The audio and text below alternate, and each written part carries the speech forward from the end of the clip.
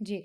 હવે જેમને પણ કેન્સર થયું છે કે પ્રોસ્ટેટ વધી ગયું છે, આ લોકો માટે સારવારમાં ઓપરેશન કરવું જરૂરી છે કે શું એમની સારવાર હોય છે? ના ના, સામાન્ય રીતે શરૂઆતમાં પ્રોસ્ટેટના જે લક્ષણો હોય એમાં જો થોડું ધ્યાન આપવામાં આવે, પોતાનું લાઈફસ્ટાઈલ થોડીક બદલવામાં આવે, અ, ખાવા પીવામાં ધ્યાન આપવામાં આવે, તો સામાન્ય નાના મોટા જો પ્રોસ્ટેટના લક્ષણો હોય એમાં ફેર પડતો હોય છે. જી. અથવા તો જરૂર લાગે તો એના માટે અત્યારે દવાઓ પણ ખૂબ જ સરસ જુદી જુદી દવાઓ અત્યારે અવેલેબલ છે, જેનાથી મોટા ભાગના લોકોને આ પ્રશ્નોમાં ખૂબ રાહત મળતી હોય છે.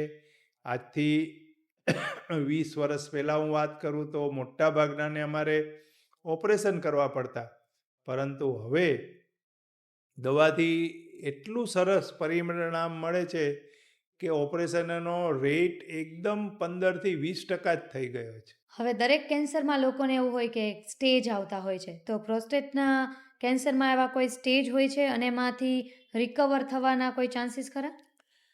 પ્રોસ્ટેટમાં પણ સેમ, જે બીજા બધામાં 1 થી 4 સ્ટેજ હોય છે એમ પ્રોસ્ટેટમાં પણ 1 થી 4 સ્ટેજ હોય છે.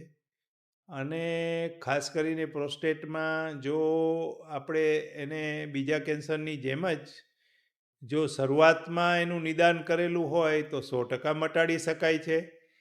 અને અ, એની સારવાર સરસ રીતે થઈ શકે છે.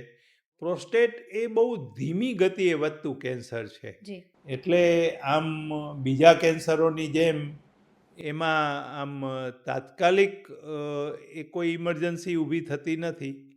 તો એ વહેલું નિદાન કર્યું હોય તો ખૂબ જ સારો ફાયદો થતો હોય છે.